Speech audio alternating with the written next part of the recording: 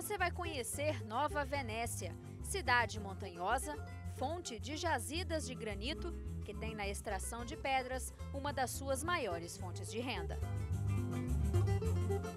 O município de Nova Venécia está localizado na região noroeste do Espírito Santo, a 225 quilômetros da capital Vitória. Foi fundado a partir de uma aldeia indígena no século XVI. O território, que hoje compreende a cidade, pertencia a São Mateus. O historiador Rogério Frigério Piva explica que a história de Nova Venécia pode ser dividida em 3 períodos distintos. A primeira fase da colonização do município, ela abrange justamente o período em que a região era habitada por povos indígenas, né, principalmente nos séculos que antecederam a colonização, pelas tribos de índios Botocudo, né, que dominaram a região por vários séculos, né? Então a gente classificou essa como uma primeira fase. A partir do momento em que inicia-se o processo efetivo de colonização, com a abertura das primeiras grandes fazendas na região, aí a gente tem uma segunda fase, que é uma fase da colonização do município. E essa fase ela abrange o período de 1870 até 1953, que foi justamente o ano em que o município de Nova Venécia, né, o antigo distrito de Nova Venécia, foi emancipado do município de São Mateus.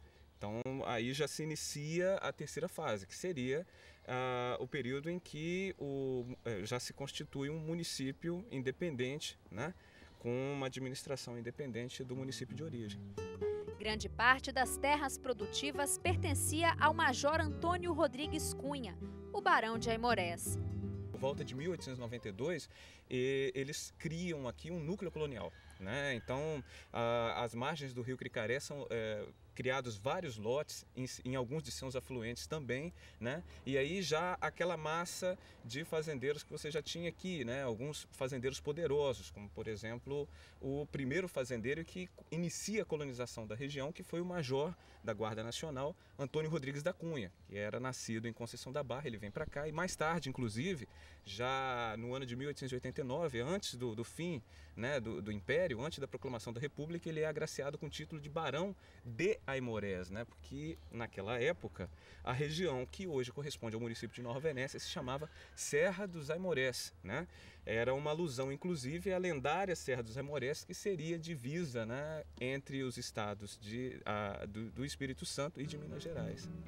A cidade foi emancipada em 1953, período marcado pela construção de grandes obras, como a primeira ponte, conclusão da estrada de ferro Nova Venécia-São Mateus e pelo desmatamento. Dentro desse período de colonização, entre 1870 até a emancipação do município, em 53, nós temos algumas fases, né? Numa primeira fase, você vai ter justamente esse período de escravidão, a abertura desses grandes latifúndios, né? A mão de obra escrava, a vinda de retirantes nordestinos que já vão começar a trabalhar. Então a transição para a mão de obra livre aqui, ela já começa com esses retirantes que vêm para a região, inclusive começam a abrir pequenas propriedades já na região. Depois, né, um outro momento, você tem a chegada de levas de imigrantes, a criação do núcleo colonial, né? Isso vai desenvolver, esse segundo momento ele vai até meados da década do século XX, quando é construída a estrada de ferro São Mateus, que ligava a cidade de São Mateus à então já vila, né, de Nova Venécia. Isso vai trazer um impulso muito grande. Vai ser justamente no momento, o foco em que o norte do Espírito Santo, que até então, né, ainda em 90% era coberto de densa mataria, ele começa a ser colonizado principalmente por famílias que vêm do sul, né, do Espírito Santo, e algumas que já haviam migrado para Minas Gerais e que se deslocam para cá. Então, esses indivíduos, eles começam a vir, você vai ter um impulso mais tarde, já nos anos 40, muitos descendentes já de pomeranos, descendentes de italianos, vêm para cá. Por exemplo, nós temos o município de Vila Pavão, que até 1991, né, foi a emancipação de Vila Pavão, era distrito de Nova Venécia, era o nosso distrito de Córrego Grande. E ele, a grande maioria da população lá tem ascendência germânica pomerana, né? Então, apesar de você também ter a presença dos descendentes de africanos, né? Isso é forte aqui e é interessante porque muitos já chegaram à região não na época da escravidão, porque muitos dos ex-escravos da região foram para São Mateus e muitos desses descendentes de africanos que nós temos aqui hoje já vêm desse nordeste de Minas, do sul da Bahia, que se assentam aqui e começam a construir suas vidas também. Hoje, Nova Venécia possui cerca de 46 mil habitantes. O município foi destaque nacional a partir do ano 2000 pelos investimentos realizados na área da educação. A cidade é referência do projeto Escola Ativa, que funciona no interior do município e está presente em várias cidades brasileiras. Os recursos destinados a ele são retirados da Receita Municipal e o retorno é visto nas estatísticas. Evasão escolar zero em 2006. Nas escolas urbanas também há novos projetos, como o Plano de Desenvolvimento Escolar, o PDE, que conta com a opinião dos próprios estudantes. Outro segmento que ganha cada vez mais força em Nova Venécia é a extração de pedras. A cidade é considerada por aqui como a capital brasileira do granito, atividade que tem grande importância econômica para a região. A indústria de granito representa 25% do PIB de Nova Venécia. São mais de 1.300 empregos diretos e indiretos. Ao todo, 20 pedreiras produzem em média 120 mil toneladas de granito por ano, gerando uma renda anual para o município de 50 milhões de reais. Apesar do crescente desenvolvimento de atividades minerais e agroindustriais na região, o café continua sendo o principal produto da economia do município. São 20 mil hectares de conilon que produzem aproximadamente 500 mil sacas por ano. A pecuária de corte e leite é outra atividade importante para a economia local. São mais de 3.600 propriedades rurais com rebanho estimado em 100 mil cabeças. No centro da cidade está a Cooperativa de Laticínios Veneza. A indústria tem capacidade de receber e beneficiar, em média, 150 mil litros de leite por dia. São mais de 1.200 cooperados, atividade que gera mais de 4 mil empregos indiretos e mais de 300 diretos. Ela é a maior geradora de emprego hoje aqui do município da nossa região norte do estado. Aqui, praticamente, onde nós estamos inseridos no processo lácteo. Também, ela gera uma receita, principalmente o ano passado, nós conseguimos uma receita aqui de 56 bilhões de reais, foi o que produzimos aqui e jogamos aqui dentro do mercado aqui do nosso município. Essa matéria-prima, ela é colhida aqui, praticamente em mais de 18 municípios aqui do norte. E esse produto todo chegado aqui na nossa indústria, ele vira queijo. Então, por isso que nós temos aqui um fator constante do crescimento também da mão de obra aqui da nossa região.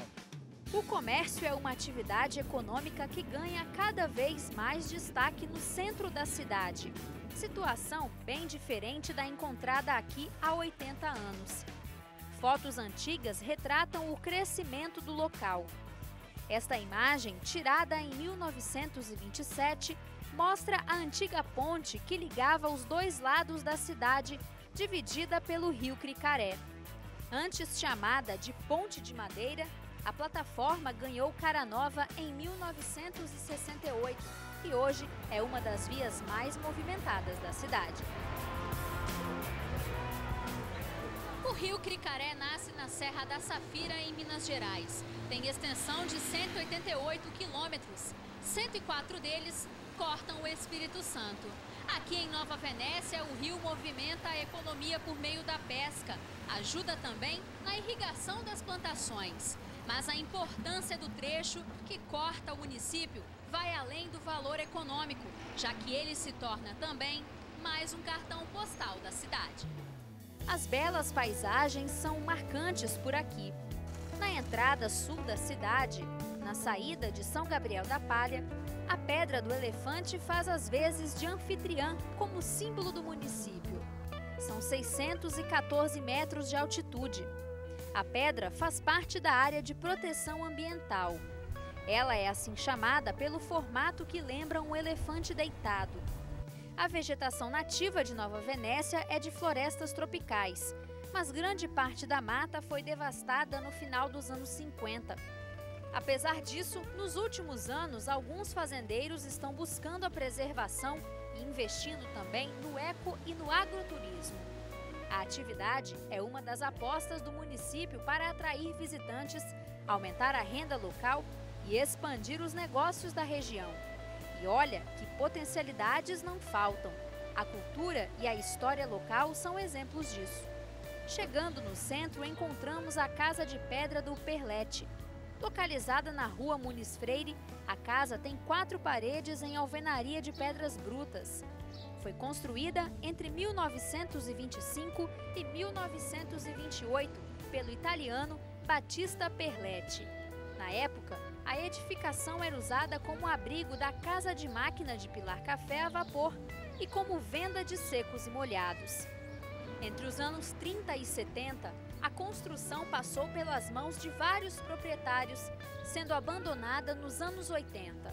Hoje, o local está depredado e a prefeitura procura uma alternativa para conservar o que resta do patrimônio histórico da cidade. Saímos do centro direto para o campo. Um dos destaques é a Fazenda Santa Rita, pioneira do sistema Cama e Café em Nova Venécia. O casarão pertenceu às netas do Barão de Aimorés. Escila, dona do local, não perdeu tempo. Aproveitou o acervo histórico existente nas terras que herdou da família para transformar a antiga fazenda em um ponto turístico. Fui filha adotiva de uma neta dele, a Alice dos Santos Neves. A minha mãe veio a falecer aqui e ela me pediu ao meu pai que desse a criança para ela criar. Então ela criou, cuidou, educou, graças a Deus e graças a ela, que hoje eu estou aqui, né? Quem é que construiu esse casarão? Foi ela, a Alice dos Santos Neves e a Carmen dos Santos Neves, que morava 2 irmãs aqui. Como é que foi para construir essa casa? Para construir foi muito difícil, né? Elas trabalhavam muito, muito mesmo. Mexia com gado, mexia com manteiga, com queijo, com requeijão, para poder ajudar, né, na construção.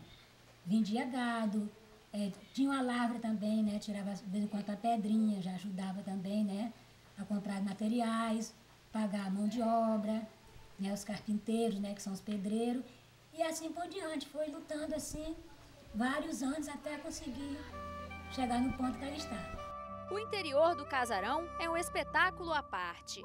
A herdeira guarda aqui objetos antigos dos séculos 19 e 20. Peças de porcelana vindas de Portugal e Japão, ferros de passar roupa à brasa e até um pilão feito por escravos. Alguns artigos curiosos estão pendurados nas paredes, como o cilhão, estribo de um lado só, usado pelas mulheres da época.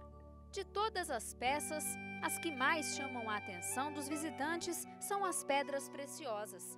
Dona Escila explica que a fazenda já foi área de extração mineral. Após o pedido da mãe, ela decidiu que preservaria as terras da fazenda. Que a minha mãe de criação, ela amava tudo isso. Ela sempre me falava, mesmo quando eu era criança, ela falava comigo: minha filha, preserve tudo. Antes dela falecer, ela me chamou no quarto dela, uns dias antes, que ela ainda estava falando meio arrastada, ela tornou me pedir: filha, você preserva tudo aquilo, que aquilo ali um dia vai ser uma grande coisa. E hoje eu vejo, todas as pessoas que vêm aqui, eu falo isso. Eu vejo o que ela previa, entendeu? Então isso aí para mim é muita satisfação, de ter ouvido isso dela várias vezes e hoje está sendo realizado. Porque eu creio que seria isso que ela sempre me pedia. Se Nova Venécia é cheia de histórias, a cultura do município é rica e diversificada. O folclore é marcado principalmente pela Folia de Reis.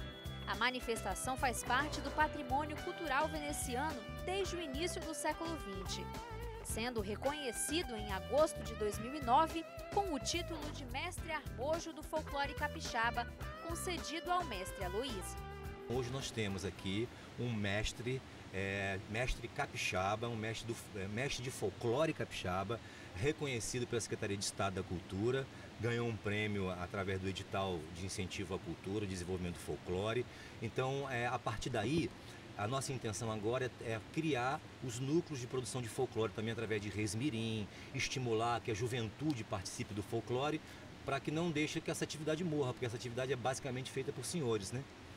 E a dança também é uma coisa, a dança, o teatro é muito presente aqui também. A comunidade tem um interesse muito bacana. O que a prefeitura está fazendo agora é criar as políticas culturais para que o Conselho Municipal de Cultura possa funcionar, para que o Fundo Municipal de Cultura possa funcionar e instrumentalizar esses grupos de teatro, de música, de dança, para que eles possam ter um substrato necessário ao desenvolvimento de sua cultura. A diversidade étnica é a principal característica do artesanato veneciano, marcado pela forte influência italiana, negra e indígena. Nós temos uma cultura italiana muito rica, uma cultura voltada à afrodescendência muito rica e uma remanescência indígena muito rica também. A nossa intenção é tentar instrumentalizar a comunidade para resgatar esses valores e transformar isso num produto cultural, num produto artístico e até turístico, né? Luciana é um exemplo da nova geração de artesãos do município. No ateliê montado em sociedade com uma amiga, são vendidos produtos variados: quadros, peças em cerâmica, crochê, bijuterias e caixas em MDF. A artesã é de São Paulo. Veio para Nova Venécia acompanhar o marido, empresário de granito. Encontrou no artesanato uma nova fonte de renda e de ocupação. Vai fazer 2 anos que eu estou aqui e como eu estava desempregada e eu tenho uma amiga minha que também gosta de artes, resolvemos nos juntar e abrir um ateliê. O povo está vindo conhecer, aos pouquinhos eu acho que a gente vai conseguir. Cultura, belezas naturais, história, granito. Marcas fortes de Nova Venécia, município com grande potencial para crescer. Se depender dos personagens que constroem a cidade, quando voltarmos, iremos encontrar muito mais.